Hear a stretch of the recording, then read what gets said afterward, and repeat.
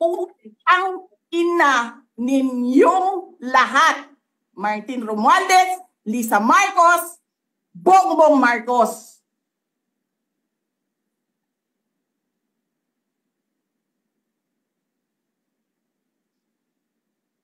Ginigit nyo